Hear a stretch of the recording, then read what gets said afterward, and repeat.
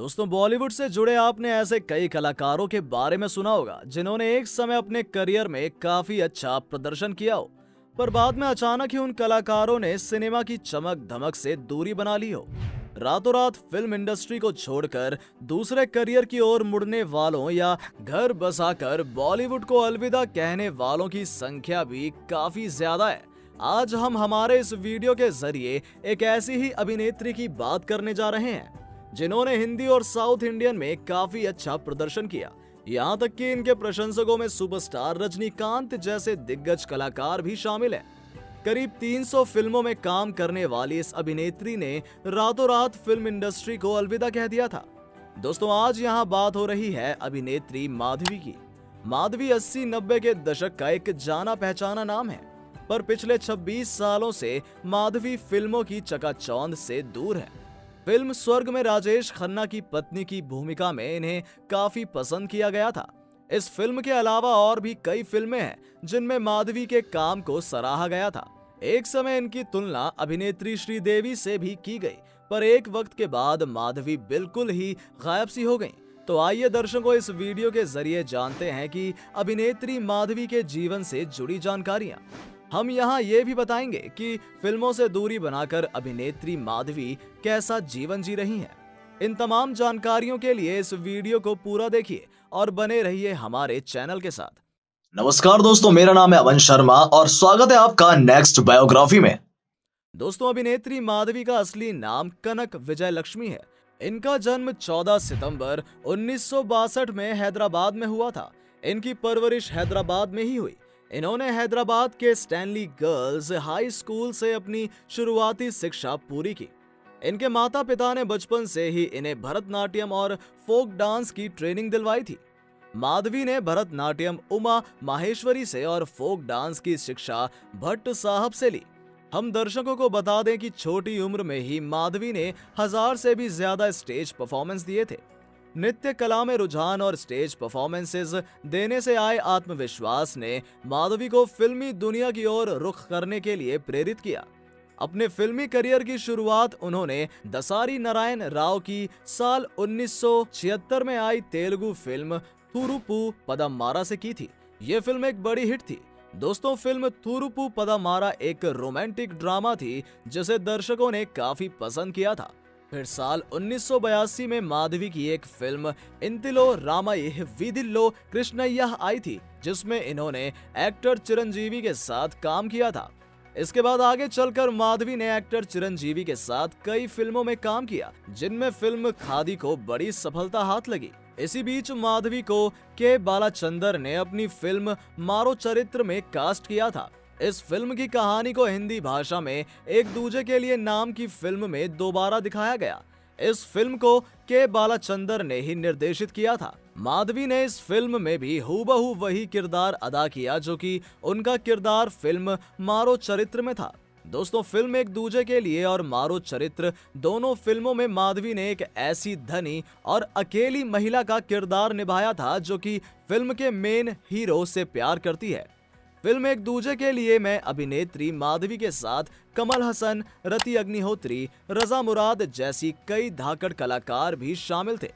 Film एक दूजे के लिए का संगीत भी दर्शकों के बीच काफी चर्चित रहा। इस फिल्म में काम करके माधवी को बेशुमार सफलता मिली। फिल्म में उनके द्वारा निभाए गए किरदार के लिए माधवी को फिल्म फेयर अवार्ड्स में बेस्ट सपोर्टिंग एक्ट्रेस कैटेगरी में नॉमिनेट भी किया गया। दोस्तों, इस तरह माधवी का फिल्मी कारवां अपनी रफ्तार पकड़ता जा रहा था। हमने आपको माधवी के तेलुगु और हिंदी सिनेमा जगत के डेब्यू के बारे में बताया। आपको बता दें कि माधवी ने तेलुगु और हिंदी में ही नहीं बल्कि तमिल सिनेमा में भी खूब शोहरत बटोरी। के बालचंद्र ने माधवी को साल 1982 में आई तमिल फिल्म थिल्लु मुल्लू में रोल देकर तमिल सिनेमा में इंट्रोड्यूस किया। इस फिल्म में माधवी के ऑपोजिट सुपरस्टार रजनीकांत ने काम किया था।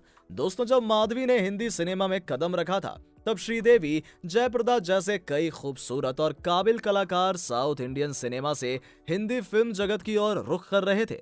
इस लिहाज से कंपटीशन भी काफी तगड़ा हो चुका था। फिल्म एक दूजे के लिए के बाद माधवी के सामने एक और चुनौती आई। उन्हें इस बात का भी डर था कि 2 फिल्मों में एक से रोल करने के कारण कहीं उनके करियर पर कोई नकारात्मक प्रभाव ना पड़े।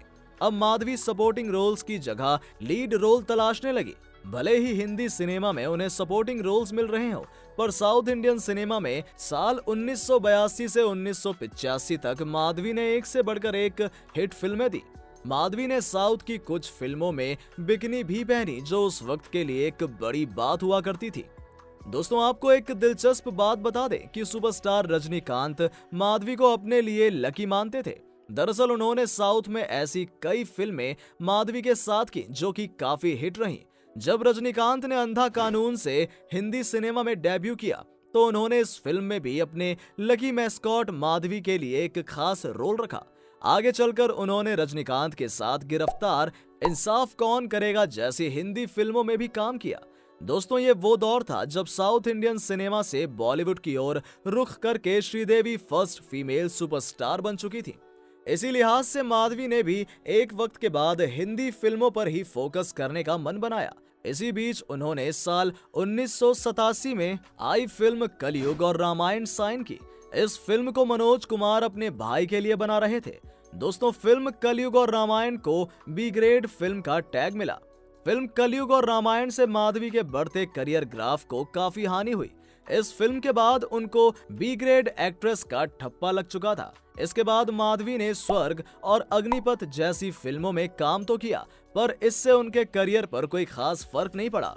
दोस्तों, एक समय ऐसा भी आया जब माधवी को फिल्में मिलनी कम हो गई थी। माधवी धीरे धीरे हताश हो गई, पर इस वक्त उनके काम आए सुपरस्टार रजनीकांत। रजनीकांत ने माधवी को स्वामी रामा के बारे में बताया। आपको बता दें कि रजनीकांत काफी वक्त से स्वामी रामा का अनुसरण कर रहे थे। रजनीकांत ने माधवी को कहा कि शायद स्वामी के मार्गदर्शन से उन्हें अपने करियर से संबंधित उलझनों से बचने का कोई तरीका मिल जाए। इस लिहाज से माधवी ने भारत और अमेरिका दोनों जगहों पर स्वामी रामा से जुड़े शोज को अटेंड किया। जब माधवी स्वामी रामा से मिली तो उन्होंने अपने बारे में उन्हें बताया, जिसके बाद स्वामी जी ने माधवी को अमेरिका में सेटल्ड अपने एक शिष्य से मिलवाया, जिनका नाम है रॉल्फ शर्मा। रॉल्फ का अमेरिका में ही फार्मास्यूटिकल्स संबंधी एक बड़ा बिजनेस था। स्वामी जी ने माधवी को रॉल्फ से शादी करने का सुझाव दिया। रॉल्फ एक भारतीय पिता और जर्मन मां की संतान है। वो स्वामी रामा के पसंदीदा शिष्यों में से एक हुआ करते थे। आगे चलकर स्वामी जी की बात मानकर माधवी ने रॉल्फ शर्मा से शादी कर ली। शादी के बाद अपने ससुराल वालों के साथ ही माधवी हमेशा के लिए अमेरिका में बस गई। कहा जाता है कि स्वामी रामा ने माधवी से एक बार कहा था कि वो शादी के 30 सालों बाद तक भारत नहीं आ पाएंगी, और संयोगवश माधवी साल 1996 यानी अपनी शादी के बाद कभी भारत वापस नहीं आ पाई।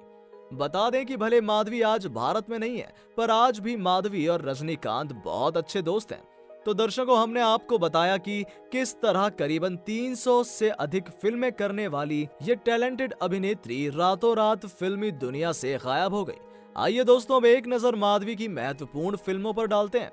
माधवी की फिल्मों में एक दूजे के लिए मिसाल गिरफ्तार, लोहा, खुदाई, जिगर, लंबू दादा, अग्निकाल, स्वर्ग, अग्निपथ, हार जीत, शेषनाग, नफरत की आंधी, जख्म, फलक, पराया घर, मर मिटेंगे, प्यार का मंदिर, सत्यमेव जयते, इंसाफ कौन करेगा, मुझे शक्ति दो जैसी फिल्में शामिल हैं। बता दें कि माधवी आखिरी बार साल 1994 में आई फिल्म खुदाई में दिखी थी।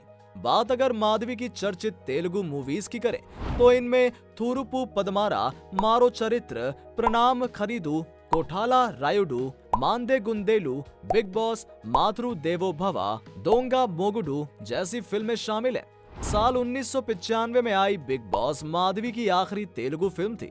वहीं माधवी ने कन्नड़, मलयालम आदि भाषाओं में लावा, वलार्थु मुरुगंगल, ओरमक्कई, गंधारी, आश्रम, गर्जने, कैदी, गेड्डा मागा जैसी तमाम चर्चित फिल्मों में काम किया है। इस तरह से हम देख सकते हैं कि माधवी का करियर विभिन्न भारतीय भाषाओं पर केंद्रित रहा। आइए दोस्तों, अब एक नजर अभिनेत्री माधवी के पारिवारिक जीवन पर दौड़ाते हैं।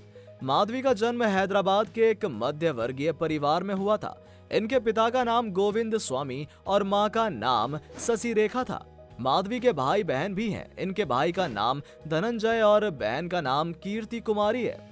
बता दें कि साल 1996 में रॉल्फ शर्मा से शादी के बाद माधवी अमेरिका के न्यू जर्सी में ही सेटल्ड है। राल्फ और माधवी की 3 बेटियां हैं। इनकी बेटियों का नाम एवलिन, प्रिसेला और टिफेनी है। आज माधवी अमेरिका में अपने पति के साथ ही उनके बिजनेस में हाथ बटा रही हैं। जैसा कि हमने बताया कि पिछले 25 सालों में वो भारत नहीं आई हैं। इसलिए दोस्तों ये देखना दिलचस्प होगा कि माधवी अपने फैंस और शुभ चिंतकों के लिए भारत वापस कब आती हैं।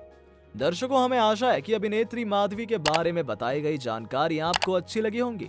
वीडियो को पूरा देखने के लिए आपका शुक्रिया। जाते जाते कमेंट सेक्शन में अपना फीडबैक देना ना भूलें और साथ ही ये भी बताएं कि आने वाले वीडियोस में आप किस सेलिब्रिटी को देखना पसंद करेंगे। धन्यवाद।